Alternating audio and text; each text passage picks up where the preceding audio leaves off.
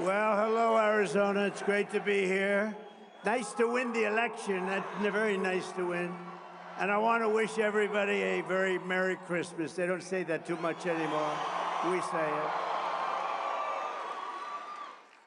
And when I had all that smoke backstage, I said, hey, are there any steps in front of me? I don't want to go down. I go down, that would not be good. We don't want to do that, nice and slow. But I just want to thank you. What a beautiful production this is. What a great job the whole group does. And been amazing. Turning Point's been amazing. And it's really been tremendous numbers of American patriots. It's really been great. And you saw what happened last month. And we had Turning Point's grassroots army. It's an army. They turned out to vote. And they voted in record numbers. And everybody else voted in record numbers, too, I have to tell you. And we did something that was really epic. We won a battle that a lot of people thought was very hard to win, you know, too big to rig. Remember what I said, too big to rig? We make it too big to rig, we're gonna win. And it really was one of the great political victories in the history of our country, and that's good. They said one of the very big radical left newspapers said the most consequential election in the last 129 years. And I said, couldn't they have made it a little bit longer than that? You know, 129 years, but that's pretty good. But we won, oh, it's so nice. We won the popular vote by a lot, by millions and millions. And I used to hear the first one, we won and we did great. And they always would say, while he didn't win the popular vote, he won the electoral college. You know, they'd say that low. But we actually did very well then, but we did really well the second time. And this time, we said, the hell with it. We've got to just blow them away. And that's what we did. We blew them away. So we won all 7 swing states. Remember, they were saying, well, you know, we did very well in early voting, so we didn't have to win too much, because we were way ahead. But they said, well, he only has to win 2, but we won all 7. Can you believe it, huh? We won all 7. And we carried the great state of Arizona, something not easy for a Republican to do, but it was easy for us to do. And we had more than a 6-point landslide. That's called a landslide here. And not only did we reclaim the White House, we also took back the U.S. Senate. And we won the largest popular vote majority for House Republicans in a presidential year since 1928. That's a pretty good thing. And I want to express my tremendous gratitude to Charlie Kirk. He's really an amazing guy. Amazing guy. And his whole staff for their relentless efforts to achieve this very historic victory. It's such a great honor. It's not my victory, it's your victory. It's a great honor. Man, we worked hard on this. We knew bad things happened in 2020. And if I didn't know that we won in 2020, I wouldn't have done this, because it would have been like the ultimate poll, right? But we won by a lot. And this time we said, look, now we got to really win by, and we won by so much, they just, you know, they threw all their placards. They wanted to protest. They were all set. And at about 9 o'clock, they said, man, this guy's killing us. They threw the placards. They went home, and we had no riots. We had no anything. It was a beautiful thing to watch. They just said, we lost. And we want to try bringing everybody together. We're going to try. We're going to really give it a shot. The thing that brings people together is victory. It's winning. And we had that for much of my first year. We had the greatest economy in history in our first term. We can now call it a first term. We had the greatest economy in the history of our country, maybe in the history of any country, frankly. And we did things that nobody could have done, and we're going to do them even better now. We're going to be drilling, as we say, drill, baby, drill. We're going to drill, baby, drill. But we're going to be doing a lot more than drilling. But I also want to give a very special thanks to everyone at Turning Point Action who outworked and outsmarted, always outsmart. You gotta be smart too, and outorganized the radical left opposition. We had very strong opposition, not in terms of numbers, but I will tell you, something's happened, because that was a big defeat for them. Nobody expected the numbers. you know what happened? The pollsters went around, and whenever anyone said, "It's none of your business," they say, "Who are you voting for?" or "Who did you vote for?" They said, "It's none of your business." And sometimes they said much tougher language than that, but I'm not going to get into that because I'll get in big trouble on the home front. And with Franklin Graham, "Please, sir." He says, "Please, sir, please don't use foul language. You speak so beautifully. You can do just as well." Actually, it doesn't work quite as well, but that's okay.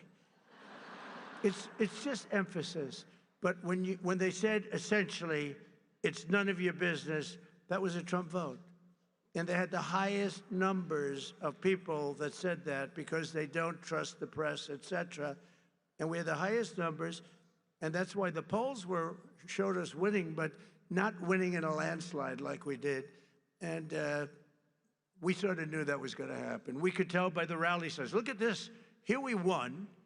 There's no reason except celebration, but that's not a bad reason, is it? And look at the crowd. They have 7,000 or 8,000 people standing outside. They can't get in. Would anybody like to give up their seat, please? Huh? You know, doing this for years, I don't think I've ever had anyone say, "Yes, yes, I'll give it up." Just one person, nobody. The Democrats and the media said that Turning Point could never run a ground game. They weren't experienced. They didn't know Charlie, right? But when the ballots came in, the other side really didn't know what the hell hit them. They got hit hard. The victory was such an outstanding one, such a big one. And the other side now, and we don't want this. We want people to be happy and healthy. But they did. They lost their confidence. If you watch television now, they're all befuddled. They don't know what the hell happened. They're befuddled, to use quite a nice word that my mother used to use years ago, talking about somebody that's a mess. But they did. They've lost their confidence, and hopefully they'll lose it for a long time and then come over to our side because we want to have them. We want to have them. And we're going to have some inauguration on the 20th. We're going to have something. It's going to be great. Going to be great. But something happened also in the election. All 50 states shifted toward the Republican Party, every single one of them. And together we won the largest share of African-American voters of any Republican in modern history. Actually, in history. We won more Hispanic-American votes than any Republican ever, and we won the vote. We won the Latino men. Who's a Latino man? Do we have any Latino men? Now, you're not a Latino man. Very beautiful woman, but a man you are not. Of course, nowadays, who the hell knows? But we won the Hispanic, I call Hispanic. I always said, do you like Latino or Hispanic? Let's go. Let's do a free poll. Who likes to be called Latino? Okay, that's what's always happening. Listen to this. Who likes to be called Hispanic? Not as good as usual. But we won half of all voters aged 18 to 29. There's never been anything like that. We won by 36 young people. And we got the highest share of youth vote of any Republican ever before in history. And we had great people. You know, my son Barron said, "Dad, you got to see this one, that one, this one." He said he likes Joe Rogan a lot, too. He said, "You got to see Joe Rogan. Dad, you got to do an interview with these people." And he has a sort of a feel for young people. I guess that's a nice thing to have when you're young. But he has a feel for it, and it was amazing. So we got the highest vote ever for a Republican candidate. We won by 36 points with young people. That never happens. A Republican loses by 36 or 40. So I'm going to have to start thinking about TikTok. I think we're going to have to start thinking. Because, you know, we did go on TikTok, and we had a great response. We had billions of views, billions and billions of views. They brought me they brought me a chart, and it was a record, and it was so beautiful to see. And as I looked at it, I said, maybe we got to keep this sucker around a little while, you know? Who wants to? Oh, look, I see Sheriff Joe. Sheriff Joe, could we use you on the border? Stand up. Sheriff Joe, look at that. He had no problems with the border. You could straighten your border out in 2 minutes. We'll put Sheriff Joe over there. And and you're looking good, Joe. You're looking good. And we miss your wife, right? Your great wife. She's up there proud as hell of you. But he had no border problems. You didn't have any border problems, and we'll do that very shortly for you.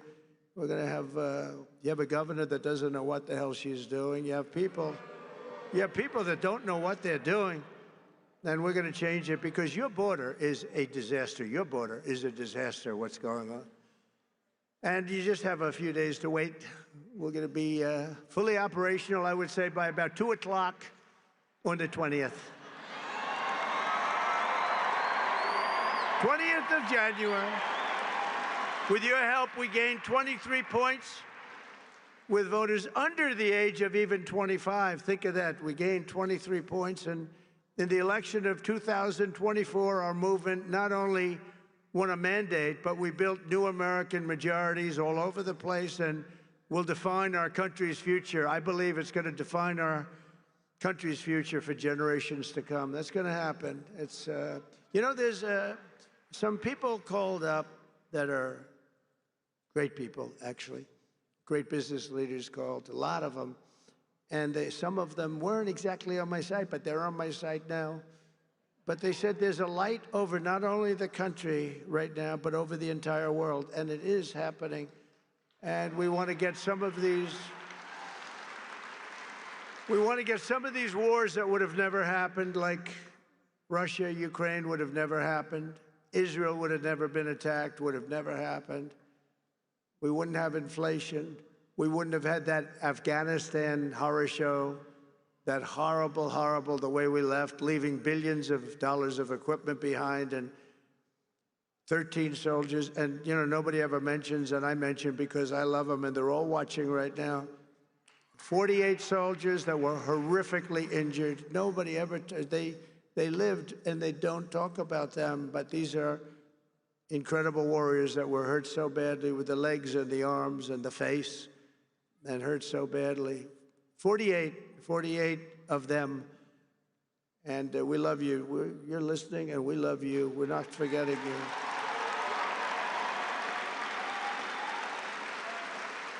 And for all of us standing before you today, I can proudly proclaim that the golden age of America is upon us. It is. It's going to be a golden age. There's a spirit that we have now that we didn't have just a short while ago. Sadly, we didn't have. Who the hell can have a spirit? Watching women get beat up in a boxing ring? I don't think that's spirit, right? We're going to end that one quick. We're going to end it very quickly. We're going to end that one very quickly. Since the election, the stock market has broken one record after another. The biggest gain of stock market after an election in history. That's a good sign. In a single month, small business optimism soared 41 points, which is a record. That's a record. Bitcoin has surged to an all-time record high of $108,000. Congratulations. Congratulations.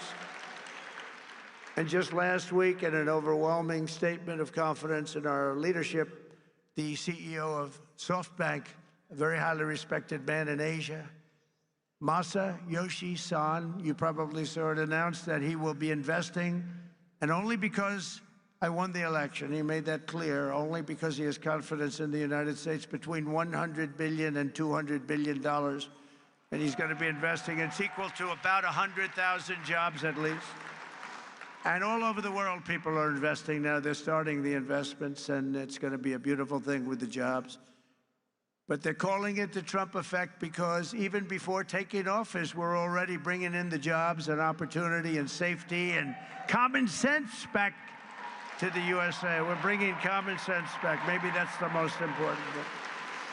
I think common sense is the most important thing, but not only are we seeing it at home, but we're seeing it abroad as well. The European Union is suddenly talking about buying vast quantities of natural, American, beautiful natural gas.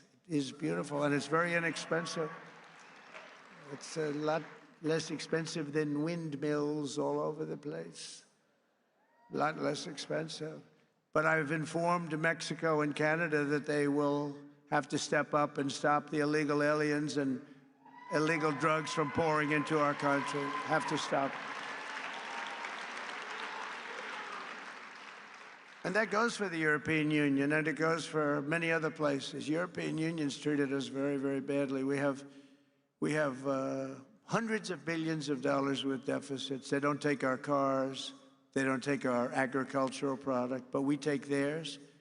And they've got to be careful. They can't treat us that way. They're not going to be treating us that way for long, that I can tell you. Because we're not going to let them turn the United States into a dumping ground. We're not going to let it happen. We pay Canada in subsidies and deficits over $150 billion a year. And you say, why are we doing that? Why are we paying Canada $150 billion? Essentially, we're paying Canada, and we love Canada. I have so many friends. I love Canada. I love it.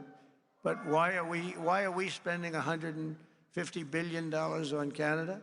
Yet Canada allows people and drugs to flood in through our northern border. You know, we have a northern border that's not doing so well either. Likewise, people are coming in from Mexico in numbers that have never, ever been seen before.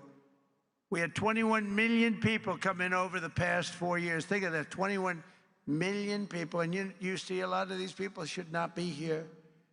They come from mental institutions and prisons from all over the world, not just South America. Hundreds of thousands more are racing to get across before January 20th. You got to see it. And I was very strong with Mexico. I spoke to the new president, who was lovely, wonderful woman, and President Sheinbaum, wonderful woman, actually. But I said, you can't do this to our country. We're not going to take it anymore. You can't do it. But I've informed Mexico that it just cannot continue. We're not going to let it continue. The United States has lost 300,000 people a year. Think of that. I don't know. I mean, how many people, everybody you meet said, I lost my daughter, I lost my son to drugs, to fentanyl, mostly to fentanyl, but to drugs. Families are being destroyed, and we're going to stop it. We're not going to let that happen. And we're also going to be doing something that's, I think, going to help a lot. We're going to do very big advertising campaigns, just like a campaign for running for president.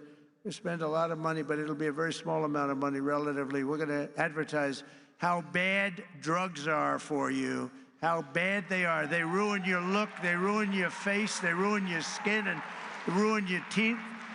If you want to have horrible teeth, take a lot of fentanyl.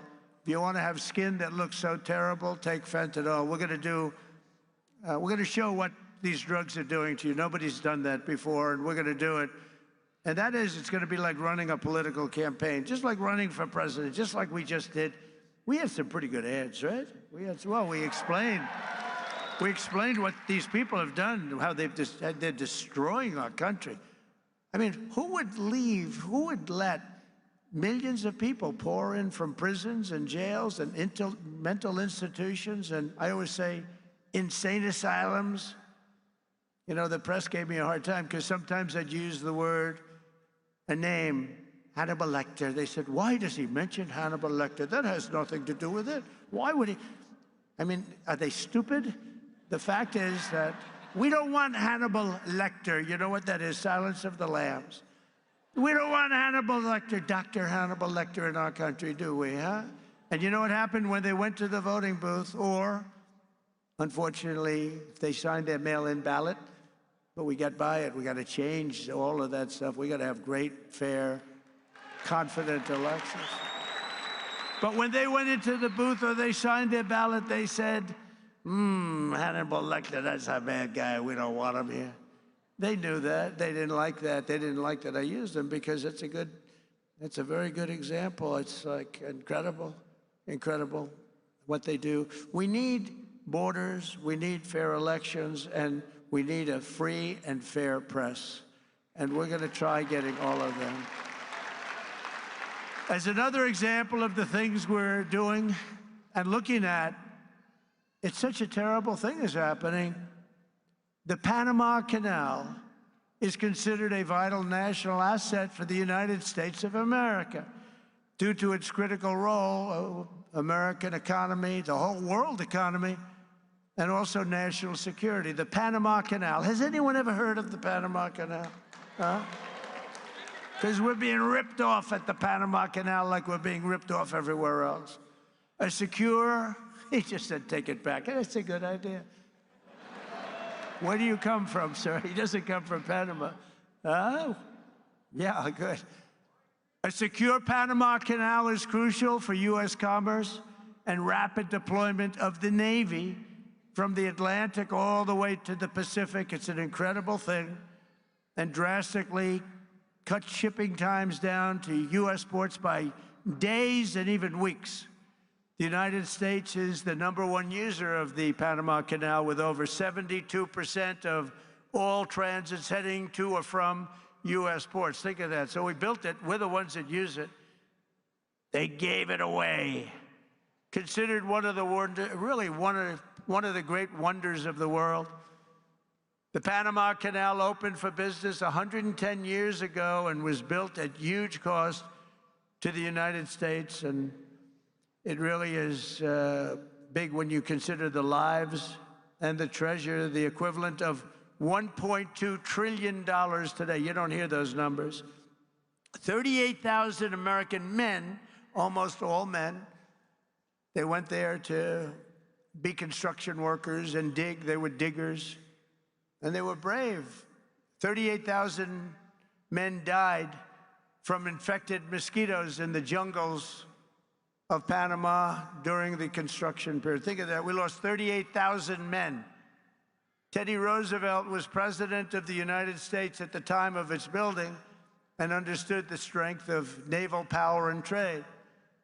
When President Jimmy Carter foolishly gave it away for $1.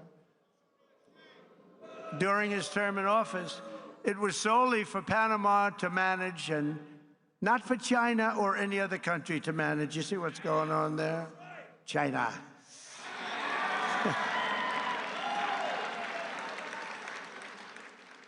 It was likewise not given for Panama to charge the United States, its Navy, and its corporations doing business within our country exorbitant prices and rates of passage, which they do. They charge us like it's a disgrace.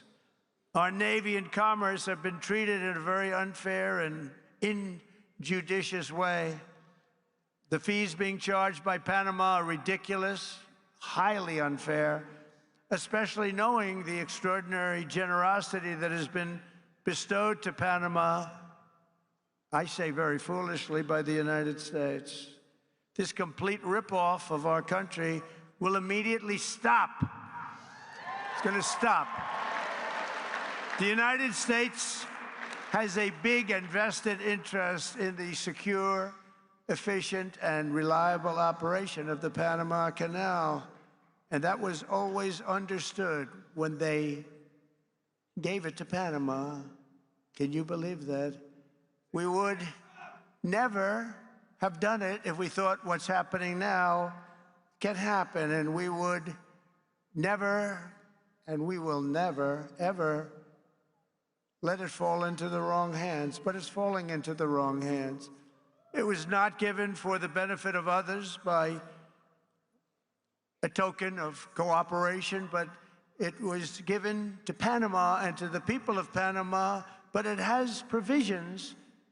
You got to treat us fairly, and they haven't treated us fairly. If the principles, both moral and legal, of this magnanimous gesture of giving are not followed, then we will demand that the Panama Canal be returned to the United States of America in full, quickly, and without question. I'm not going to stand for it. So to the officials of Panama, please be guided accordingly. William McKinley, the 25th President of the United States, was because of the vast sums of money that he brought into our country, the person really who got us the money that President Theodore Roosevelt used to build the Panama Canal and a lot of other things. McKinley was a very good, maybe a great president. They took his name off Mount McKinley, right? That's what they do to people.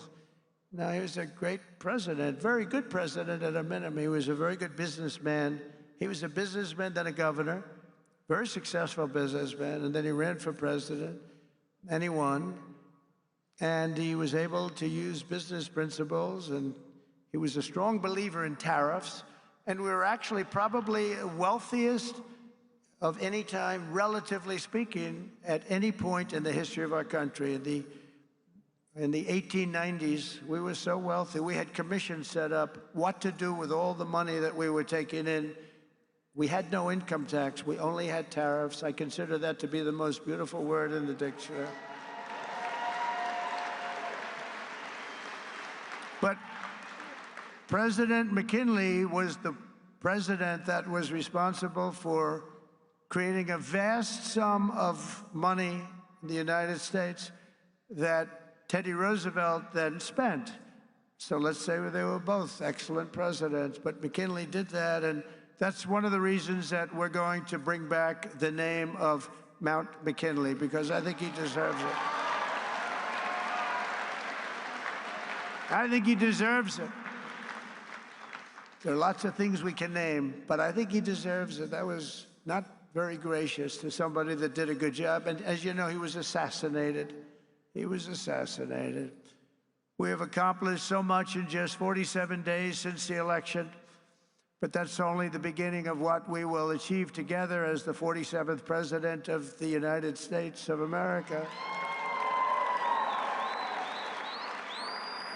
Over the past few weeks, I've nominated an all-star cabinet of some of the most fearless, determined, and brilliant individuals ever to step forward for public office. And we're getting great reviews, I have to say, and they're all doing well. But we're getting fantastic reviews on the people that we chose. It's we chose, because I wouldn't choose them if I didn't think you liked them. I don't have that kind of courage. You like every one of them, and everybody. I mean, people are amazed at the quality. Our Secretary Scott of the Treasury is central casting, the whole group. But to get wokeness out of our military and restore the unquestioned strength and fighting spirit of the American Armed Forces, I've appointed Pete Hegseth to be our next Secretary of Defense. He's going to be great.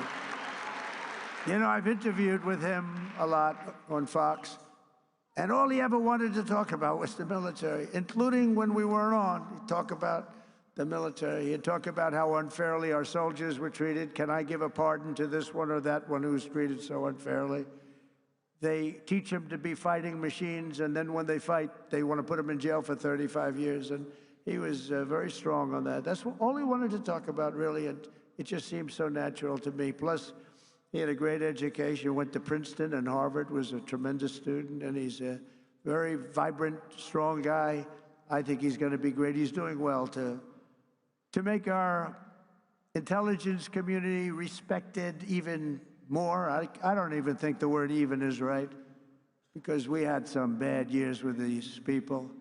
But we're going to do something. We're going to stop looking at all of these horrible foreign wars that we've gotten ourselves through stupidity. We're in wars at countries that nobody ever even heard of before. And we're going to be smart. We're going to be guided by strength. And we're going to have peace through strength like we had. I had no wars other than I wiped out ISIS. We wiped out ISIS in a small fraction. They said it was going to take 5 years. It took 4 weeks. We have a great military, not the ones you see on television, the real generals, but I've nominated Tulsi Gabbard as our Director of National Intelligence.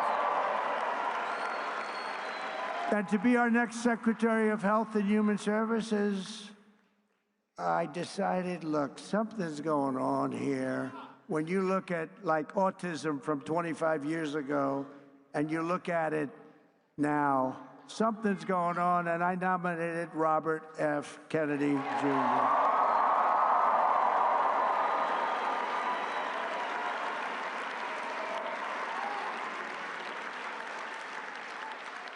Think of it. Think of this. 25 years ago, autism, 1 in 10,000 children. Today, it's 1 in 36 children. Is something wrong? I think so. And Robert and I and all, we're going to figure it out. But did you ever hear numbers like that? Something's wrong. Something's wrong. Likewise, there's been a 25% increase in childhood cancer and a staggering increase in chronic diseases. So together, we're going to make America healthy again. We're going to make America healthy again. Something's happening. Something bad is happening. And to end the weaponization of law enforcement and restore fair, equal, and impartial justice, we will have an outstanding new Attorney General in Pam Bondi. She's fantastic. She is fantastic. Known her a long time. And I'm very pleased to report that Christopher Wray is on his way out. He's resigned. And he will soon be replaced by our next FBI director, somebody who I think is going to be one of the greatest, maybe the greatest director of them all, Kash Patel.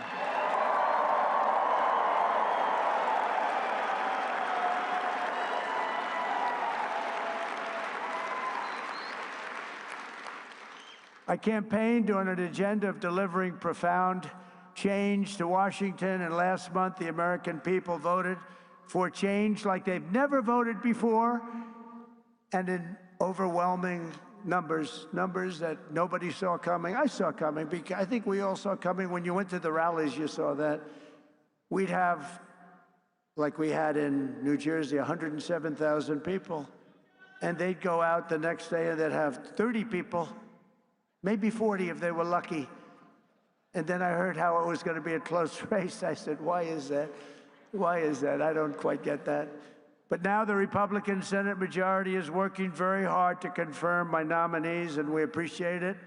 And with the help of this dream team cabinet, and we have so many others I won't bother mentioning, but you know every one of them, we're going to embark on the most exciting and successful period of reform and renewal in all of American history. We're going to do something that's going to be really, really special. You're going to be so happy. And as you know, I made a series of big day one promises in my campaign. You know them just as well as I do. And 29 days from now, I intend to keep those promises to the American people.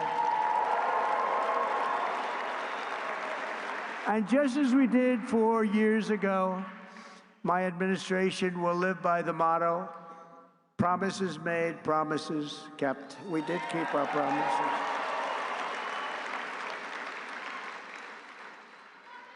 And there's a new hat, there's a brand new hat that's out. I saw it yesterday, the first time, and it's selling like hotcakes. It says, Trump was right about everything. And I don't want to brag, but we were right about just about everything,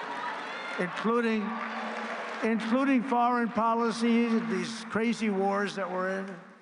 One of the things I want to do, and quickly, and President Putin said that he wants to meet with me as soon as possible. So we have to wait for this, but we have to end that war. That war is a horrible, horrible, the soldiers, the number of soldiers being killed, it's a flat plane, and the bullets are going, and there's powerful bullets, powerful guns, and the only thing that's going to stop them is a human body. They go dead flat land. Nobody's ever seen anything like it. Millions of soldiers have died now, millions. We're seeing numbers that are just crazy. Got to stop it. It's ridiculous. Would have never happened if I was president. That war would have never happened.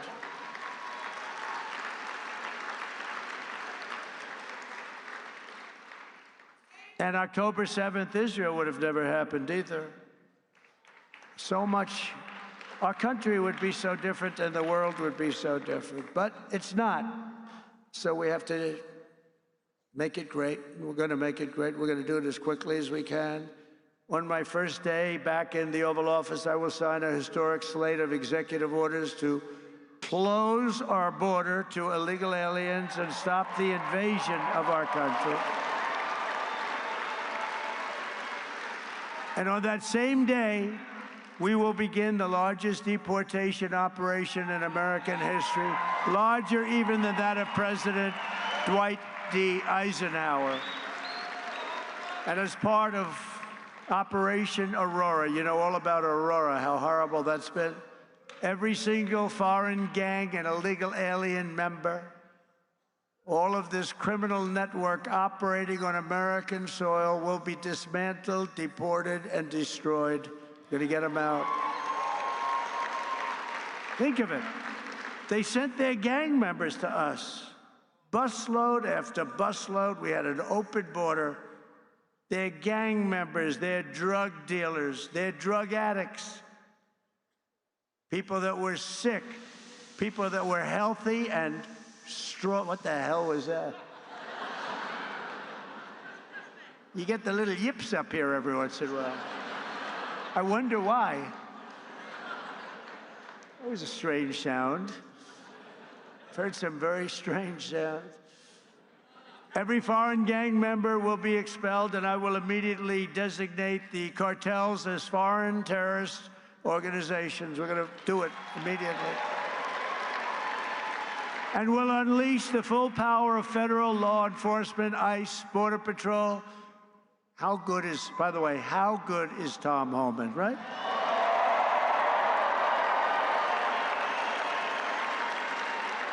He's phenomenal. I've known him a long time. I'll bet you Sheriff Joe likes Tom Homan, right? Sheriff Joe, yes, yep. He goes, yep. The DEA, the FBI, the intelligence community, and financial sanctions to remove the migrant gangs and criminals that are killing and raping and maiming our citizens. We're going to get them out. We're going to get them out. We're going to get them out fast. We have no choice. We have no choice, by the way. I don't want to do that, but we have no choice. Last thing I want to do could have been so much easier. The election wasn't rigged. It would have been a much different thing. But this will show something. This is going to show how we do it and how good we are. You know, we showed how the opposite philosophy runs a country, and it wasn't good. They had an approval rating today. It was 14%. Nobody's ever had an approval rating of 14. That's the lowest approval rating. And we're going to have a very high, in fact, we already have a very high approval rating. We're way up, way, way, way up, higher than almost anybody, higher than anybody as of this morning. We will end the occupation, and January 20th will truly be Liberation Day in America. Is that okay? Liberation Day. And this great liberation will be in honor of all of the victims of migrant crime and all of the angel moms and angel dads who have lost their really incredible kids that, you know, they're going around for years and years, and I talk to them all the time. I know so many of them, and many of them are here, and we can just say, we love you, we're with you. They had so little help from the politicians on the other side. We're joined today by Patty Morin, the mother of Rachel Morin, who you know all about, a beautiful mother of 5 who was murdered by an illegal alien monster who entered our country under the open border policies of the Biden administration. Your borders are always not too good. Your borders are, that was not Tom Homan, I can tell you. But Patty, those days are over, and they will soon be over. I hope we're just not going to have, how can you say never again, but we're going to have as few as possible. It's going to be rough, and it's going to be rough on the ones that do that kind of damage to you and to our country. Where is Patty? Is she here someplace? I just want to thank her. Hi, Patty. Thank you very much. Thank you very much for being here. Appreciate it. Thank you, darling. Do you want to come up for a second, Patty? Huh? Do you want to come up? I had lunch with Patty, and she suffered greatly. I said, let me help you with your eyes, because I want to help her with her eyes. She has an eye situation that can be fixed with some medical help. Many of them can't be fixed. I said, Patty, get your eyes taken care of. I'll take care of it. Just get it done. I hope you got it done. Did you have them done yet? Did you have it done yet, Patty? That's great. Oh, you look good, Patty. Be careful.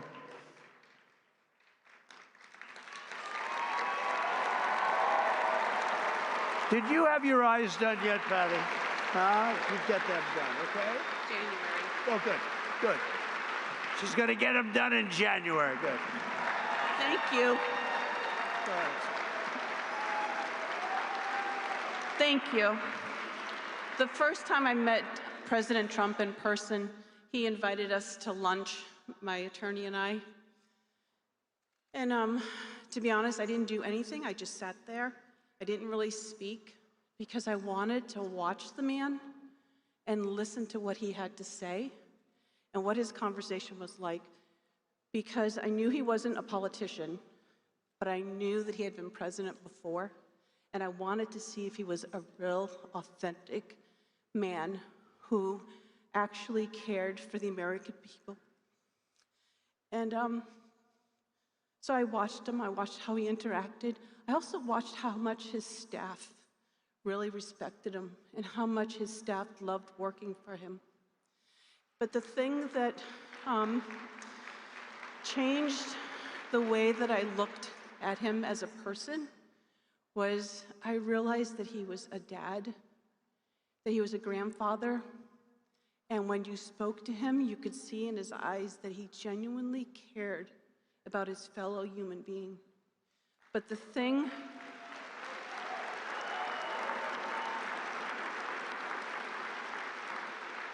I appreciate the most is that he heard the cries of a mother, and he cared, and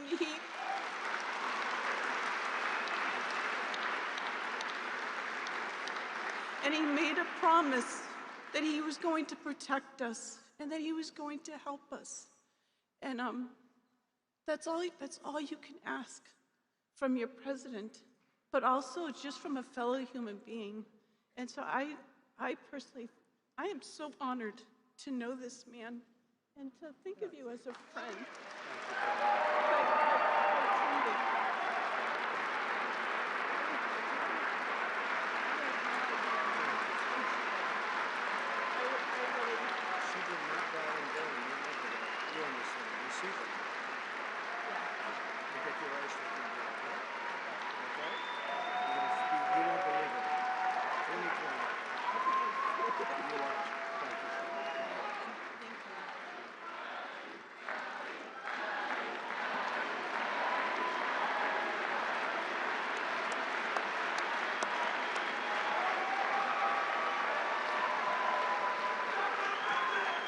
Thank you very much.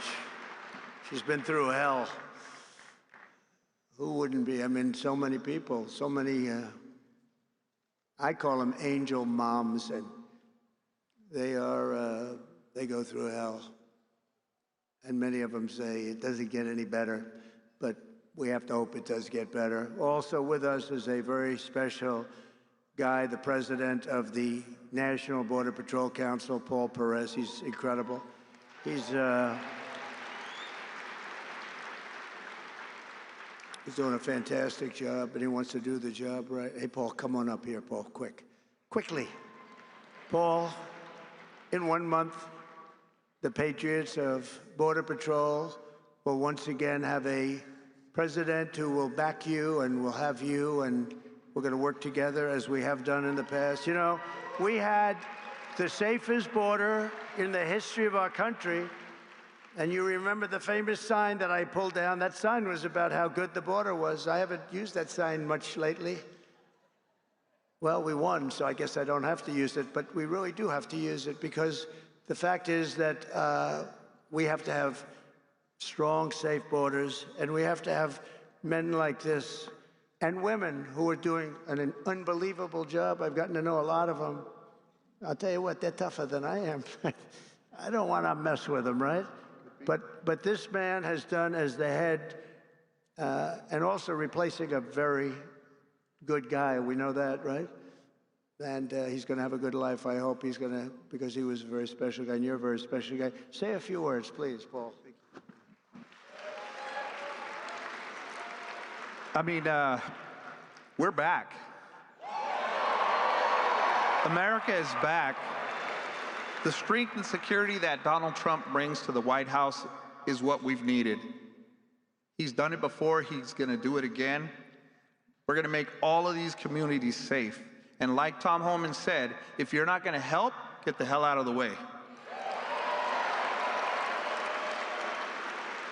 Donald Trump is by far the best president in the history of this country, and he's gonna show everybody exactly why. Thank you.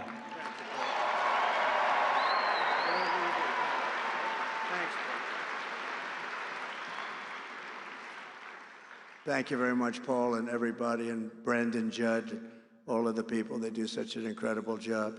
We're also pleased to be joined by a man who just also, we really did well in Texas. And I heard Ted's speech. And he can come up and speak more if he wants, or he can just, you know, Ted's going to be going to a big event in a little while. Where's Ted Cruz? Is he here? He's here someplace. Ted? Ted? Oh, oh. Oh, he's in trouble. Oh. He's in trouble. No, he was here. Oh, good.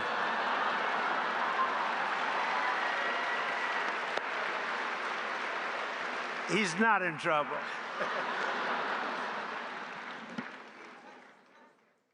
Keep Texas, Texas. Amen. And I've got to say, this election has given President Donald J. Trump, a Republican Senate and a Republican House, a clear mandate to deliver on our promises.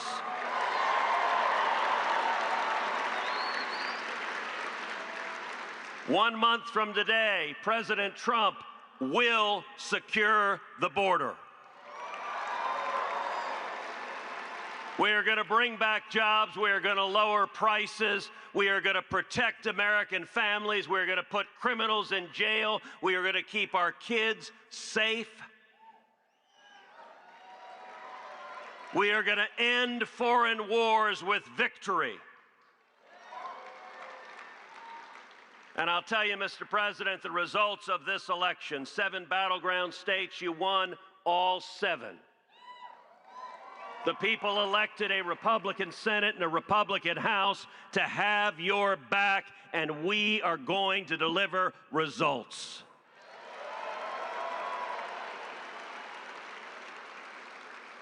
And if I can speak parochially for a minute, one of the most consequential things that happened in this race in Texas, you won profoundly in Texas, and both you and I won a majority of Hispanic votes in the great state of Texas.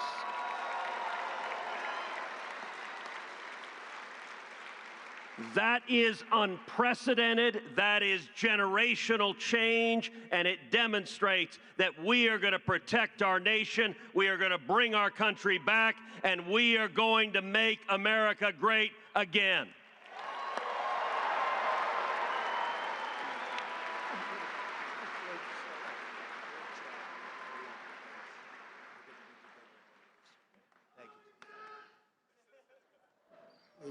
He's actually a great guy, was really out there working very, oh, I'm so glad he was here. Oh, that was an amazing moment. But we want to thank him. He had a great race and did a fantastic job against like 250 million spent against him. But Texas was very special, and it will remain very special. It's doing really excellent people, great people. And the governor's doing a fantastic job in Texas. Your senator, and Dan Patrick, and everybody's doing, Attorney General. Also, I want to bring up, if I could, or just say hello to him if he's on the outskirts, because you got a lot of people in this room. You got a lot more people outside than you have in the room. The RNC chairman, Michael Watley, who was so fantastic in what he did with Laura. The two of them were so great. Where's Michael? Come on up, Michael. Come here. This guy did some job. Thank you very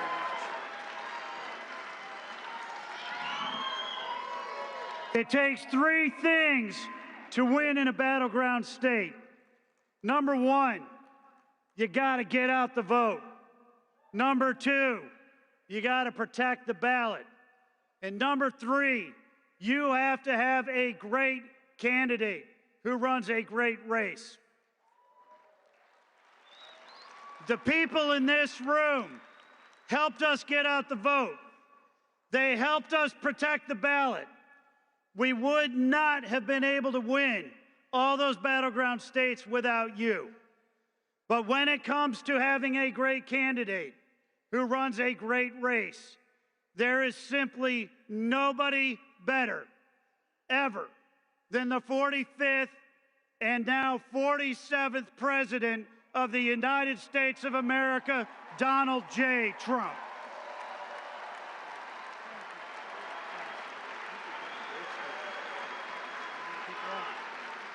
Thank you. Thank you very much.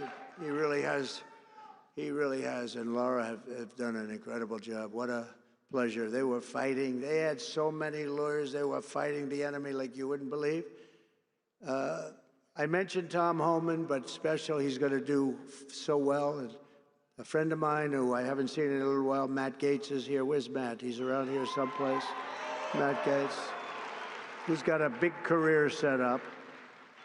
And just want to say hello to Matt. And Arizona GOP Chair Gina Swoboda. Wow, she is very, Gina, where's Gina? Because we're going to be backing Gina to run again. There she is, Gina. Gina, are you going to run again? Yes? Because if you do, you have my endorsement. So that should be good. Thank you. Thank you, Dylan. Great job you've done. A great professional golfer, a friend of mine. He's really a good golfer. Tom Pernice is here someplace. Tom, wherever you may be. Hello, Tom. Don't play him in golf. Play him in other things, but not golf. Trish Dugan is here, who is just a fantastic. Where is Trish? She's one of my great friends. Thank you very much. Has she helped? Trish has helped us so at a level that very few people can even dream of. So I want to thank you very much. Trish Duggan, please. Thanks. Where's Trish? Thank you, Trish. I think I see Carrie Lake. Is that Carrie Lake? Yes. Hi, Carrie. Stand up, Carrie. Hi.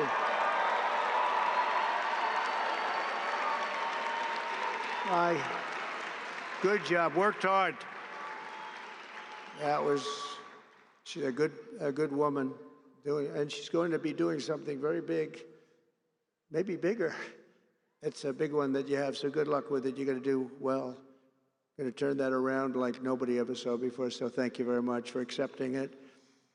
Sergio Gore, a friend of mine who's doing a fabulous job leading the presidential personnel. He's really working hard. Where's Sergio? He's around here someplace. Sergio, where is he? Hi, Sergio. Good job you're doing. We have some big announcements over the next few days, too, big ones. A great actor who's been with us for a long time when it wasn't fashionable, Rob Schneider. Rob.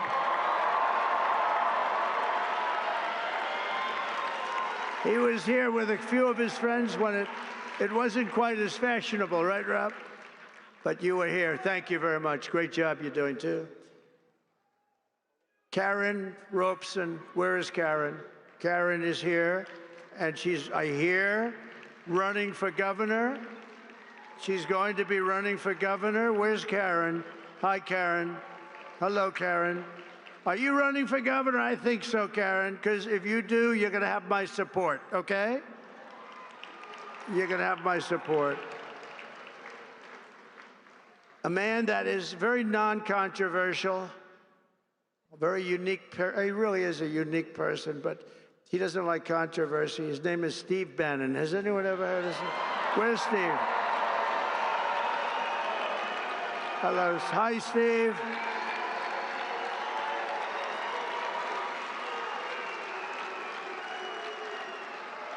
A big, powerful voice he's got. His show is phenomenal. War Room. And thank you, Steve. There's nobody like Steve. Thank you very much, Steve. And a Phoenix police officer who was shot 8 times in the line of duty, Tyler Moldovan, who I just saw backstage. Where's Tyler? Oh, he's got to be right there. There he is. Hi, Tyler. Thank you, Tyler. Hi, Tyler. Wow. Thank you, Tyler.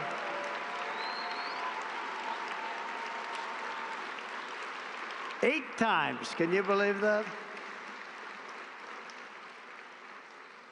Think of that. 8 times, and he's looking great. Thank you very much, and to your family, beautiful wife. With the stroke of my pen on day 1, we're going to stop the transgender lunacy.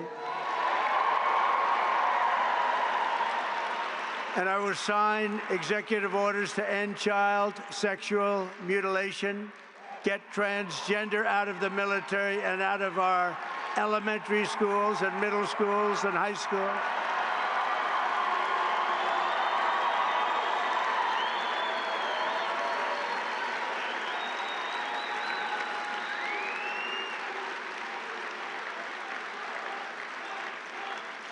And we will keep men out of women's sports.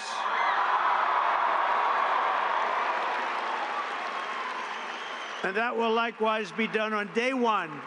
Should I do day 1, day 2, or day 3? How about day 1, right? Under the Trump administration, it will be the official policy of the United States government that there are only 2 genders, male and female.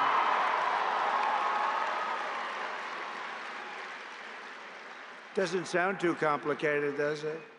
To rescue our economy, I will sign day 1 orders to end all Biden restrictions on energy production, terminate his insane electric vehicle mandate, cancel his natural gas export ban, reopen Anwar in Alaska, the biggest site potentially anywhere in the world, and declare a national energy emergency. And do we have great people in energy, head of energy, Chris Wright, and Doug Burgum is the interior, and I merged both of them. You know, the energy had no energy.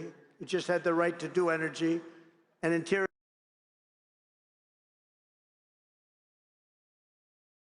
Great friends, they're both very talented people. We're going to have so much oil and gas and other things, you won't know what to do with it. You'll say, please, President Trump, stop. We have too much. The prices are going too low, sir. Remember, we were $1.84 a gallon gasoline. Wouldn't that be nice? I will direct every cabinet secretary to cut 10 old regulations for every new regulation. We'll be getting rid of a lot of. Last term, for me, we did something special. We cut more regulations by 4 times than any other president in history, and we're going to top that record. Some of those ridiculous regulations were immediately put back on, and they were just hurting our country. That's why we had the best job numbers ever, because of what we did with regulation. You know, we cut taxes more than any president in history, and we cut regulations more than any president in history. And when I asked the people that run the big companies, which is more important, cutting the taxes or cutting the regulations, every single one of them so far has said the regulations were more important for jobs and everything else. Who would think that? but I will order federal workers to get back to the office in person or be terminated from the job immediately. And we will create the new Department of Government Efficiency headed by Elon Musk.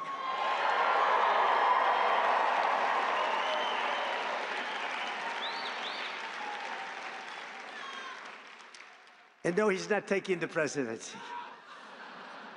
I like having smart people. You know, they're on a new kick. Russia, Russia, Russia, Ukraine, Ukraine, Ukraine, all the different hoaxes. And the new one is, President Trump has ceded the presidency to Elon Musk. No, no, that's not happening. But Elon's done an amazing job. Isn't it nice to have smart people that we can rely on? Right? Don't we want that? He's done a great job. And I'll tell you, he landed that rocket a few months ago. It landed, it's coming down so fast, 17,000 miles an hour, he says, and coming down, it looks like it's getting ready. And then all of a sudden, the jets go on, it slows it down, then it's almost stopped it. Then it guides it over left, right, up, high, down. I said, what the hell's going on? Because nobody ever saw this before. And then it has the big gantry, very expensive. It looks like it's going to be smashed to smithereens. And then those jet engines roared from the bottom. It's coming in this way, a little hot. And the engines, blah, pushed it straight, it landed. And it was like you're hugging a beautiful baby. Baby. No, not that, baby. But it was the most incredible thing. And then he got into his car and/or plane or whatever, however he went, and he went to Pennsylvania, and he stayed up there for a month and helped us to win that state, which we won by a lot. So he was really good. And he supplied Starlink for North Carolina when they had no form of communication. They said, sir, do you know Elon Musk? Yeah. Well, we can't get Starlink. It's very hard to get. And I called Elon, we have to get some up there. You got to get some up there. And he got over 2,000 units. That's a lot. And they flooded it with Starlink, and it was so good. It saved a lot of lives, so we want to thank him. But no, he's not going to be president, that I can tell you. And I'm safe. You know why? He can't be. He wasn't born in this country.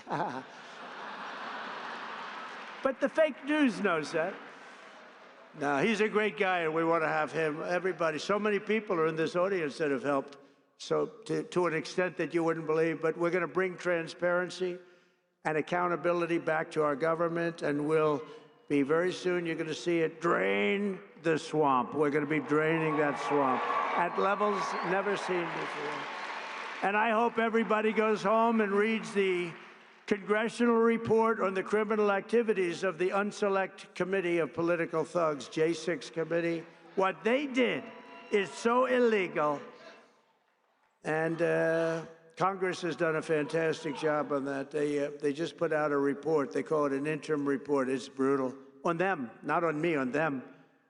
And it's terrible. What they've done to this country is just absolutely terrible. But we'll end the left's campaign of racial discrimination and restore equality to our land and all over our land.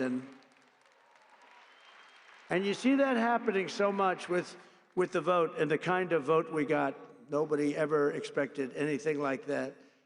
And I'll end all of the Marxist diversity, equity, and inclusion policies across the entire federal government immediately. And at the same time, we will ban these unlawful policies from we're going to ban them from the private sector as well. In America, we believe in the merit system, and now because of the major decision handed down recently by the Supreme Court, our country has again gone back to the merit system. That's what made our country great. And I want to just thank the Supreme Court, because that took a great deal of courage for them to do that. And some people were surprised by it, but that's what made us great. Merit made us great. I will direct our military to begin construction of the great Iron Dome missile defense shield, which will be made all in the USA, much of it right here in Arizona.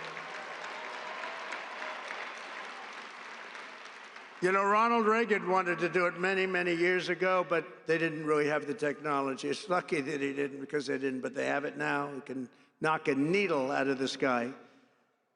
And as Commander-in-Chief, I will restore the proud and historic names of our great military bases like Fort Bragg. We're going to get them back.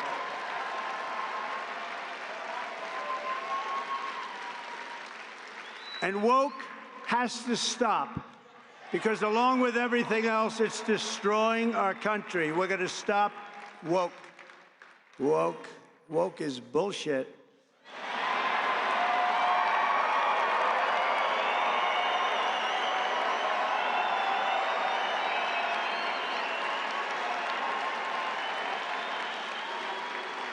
As an example, in addition to the military bases, I understand they want to now rename 14 ships. We want to rename them. Some of these ships have had a great and glorious past. They want to take the name off and put another name down. Oh, I can imagine whose name they're going to put up. Not going to happen with me. It's not happening with me, I can promise you that. The actions I have described today are just a small preview of the common sense revolution, because that's what I call it, a common sense revolution that's coming soon to America, to a theater near you, right? But it's coming to you through your president, Donald J. Trump. The people have given us their trust, and in return, we're going to give them the best day one, the biggest first week, and the most extraordinary first 100 days of any president in American history. And in conclusion, on January 20th, the United States will turn the page forever on 4 long, horrible years of failure, incompetence, national decline, and we will inaugurate a new era of peace, prosperity, and national greatness. It's going to be national greatness. It will be something very, very special. And you could use a little of that, because you haven't seen any of it in 4 years. What's happened to our country is so sad. We're going to cut your taxes, end inflation, slash your prices, raise your wages, and bring thousands of factories roaring back to America and right back here to Arizona. Because when I agreed to do this, and I had to do it for Charlie, because he's special, but I said, Charlie, I'll do it, but this has to be also a real tribute to Arizona, because they gave us such a big win. And I said, I'll get in my plane at 4:45 in the morning, and I'll fly here, but we have to really acknowledge and take care of the people of Arizona, because you were fantastic. And I just want to thank you for that big win. Not an easy win. And we're going to build American, we're going to buy American, and we will hire American. I will end the war in Ukraine. I will stop the chaos in the Middle East, and I will prevent, I promise, World War III. And we're very close to World War III. We will crush violent crime. We're going to stop violent crime. We're going to have to be tough. Please get ready. You're going to have to be tough. We can't let this happen. Our cities are crumbling.